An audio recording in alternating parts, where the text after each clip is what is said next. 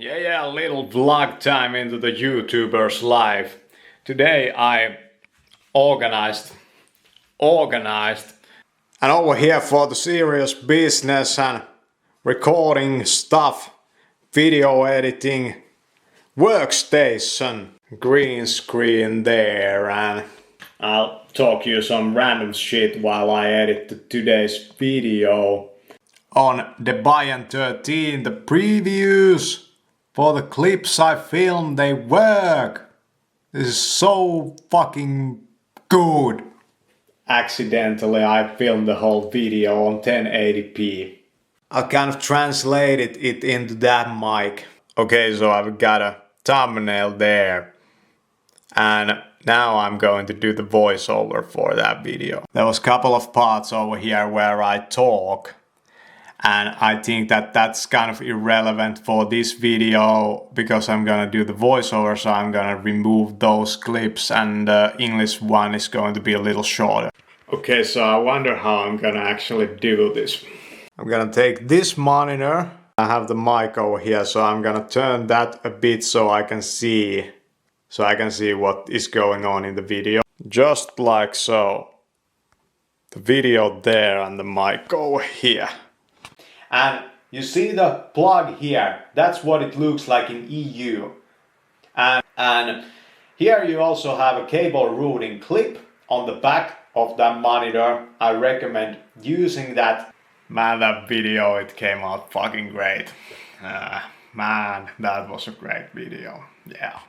The fact that I filmed it by accident with just 1080p, it made its filming process, its editing process, such a long video, so much easier. Okay, and I invented a name for the podcast and did this little artwork for it. Well, I did that artwork years ago, but I wrote on it Dead Serious Tech Talk. Now we got some lights. Okay, so I just finished reviewing this book. Sandworm, go ahead and check this book review out. The Sandworm book, it was a really good book about cybersecurity. Also filmed a motivational speech against the green screen. I'll recommend you watch that too. Just like so. And I did a video there about the approval of additives in food system. Stuff American food system. You get like a set of studio monitor speakers over here too. Well, I had at some point the Behringer Truth speakers and they were oversized and they had some problems with the static. So I sold those at some point.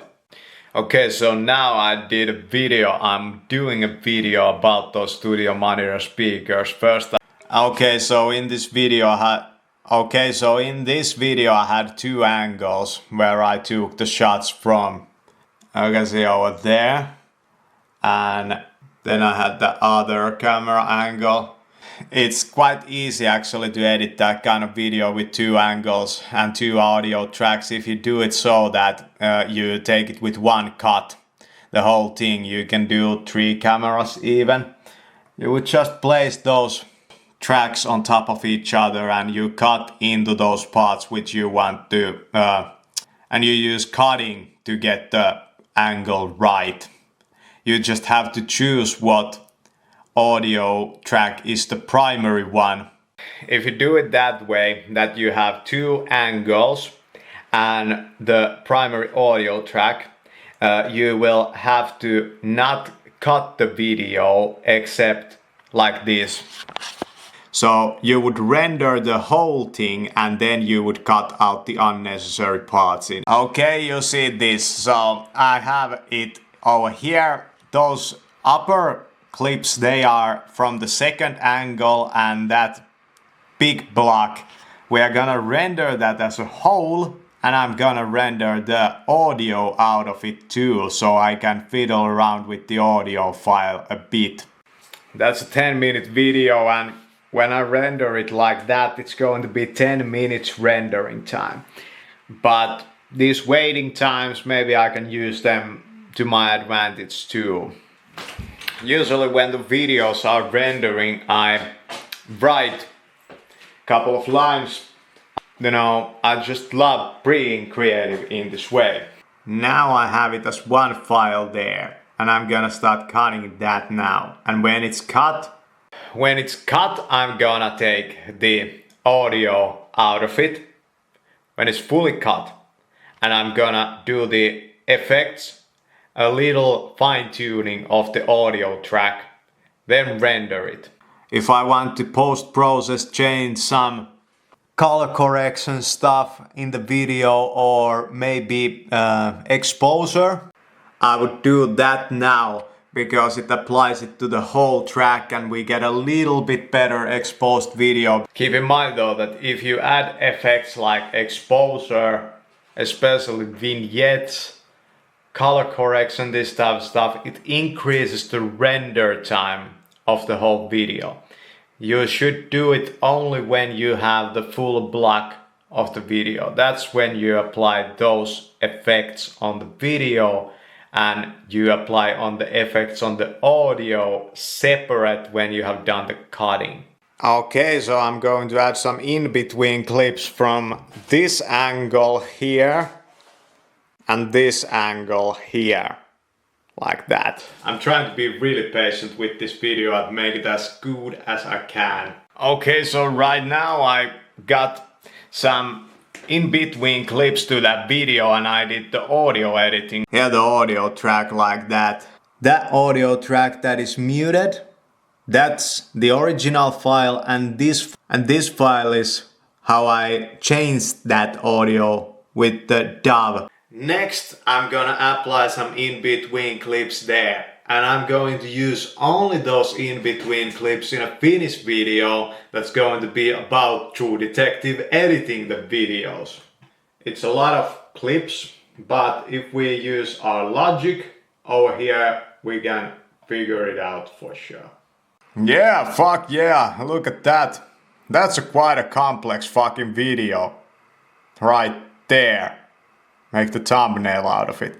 That's a complex video, holy shit. Okay, that's a real kicker of a video. Now let's invent a title for it and get it rendering. The video was about studio monitors. The title would be something like Studio Monitors. The render time on that 20 minutes.